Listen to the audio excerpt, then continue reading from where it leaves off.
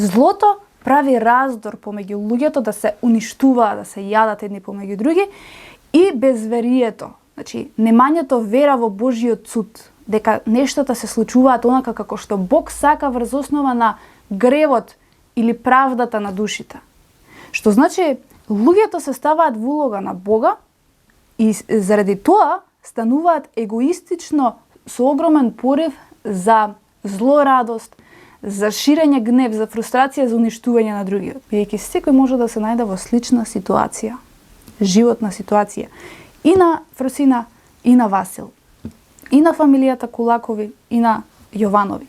И целава ова приказна не доведува до прашањето која ќе биде следната жртва на ваков јавен линч? Која ќе биде следната жртва на вакви пропусти на системот од една страна, кои што го водат индивидуи кои што всушност ги бира народот, од што не е свесен, нема никакво ниво на свесност, бира индивидуи кои што навидум си создава илузии во себе дека тие ќе ја направат и средат највисоката правда, никој не во општеството, а никој не може да види реално кој стои позади тие функции. Значи, нас системот фактички не прави да бидеме толку оддалечени од правдата, од реалната вистина и од она што треба всушност да биде, као наводно тие сообразовани луѓе со високи дипломи, но без духовност, без Божја вера, без чистота, без морал, без етика во себе, ти можеш буквално да направиш пропаст и во судство, и во политика, како што тоа се случува денеска во светот, во секоја држава. Но сето тоа што кажува дека народот сам си е крив за луѓето кои што ги бира на тие високи позиции, бидејќи нема капацитет да биде свесен за себе, за своето лично јас, за својата одговорност, да процени што е добро, што е лошо и да биде храбар да се избори за својот глас и живот. А сега кога не постои тоа кај луѓето, не можеме да на терет да ставаме една фамилија, да го доживува овој линч, овој јавен линч. Каде се другите девојчиња кои што беа прегазени на Партизанска?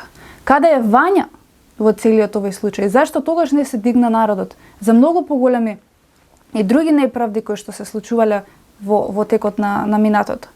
Значи, меѓутоа, затоа ја земав оваа фамилија да ви биде еден пример дека една фамилија во овој случај е тотално оштетена за цел живот.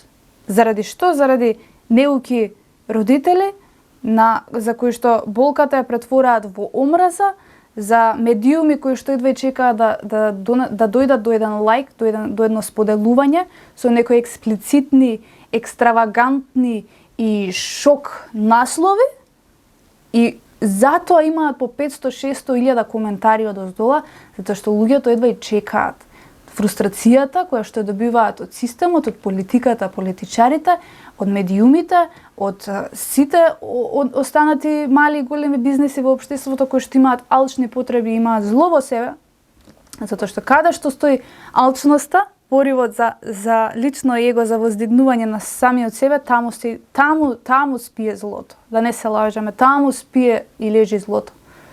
Затоа што Библијата и сите духовни вредности велат оттргни се од материјалното, намали го материјалното, намали ги потребите, затоа што животот е баланс помеѓу материјалниот живот и духот.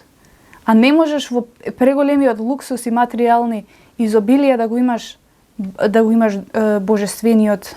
божествената светлина до себе.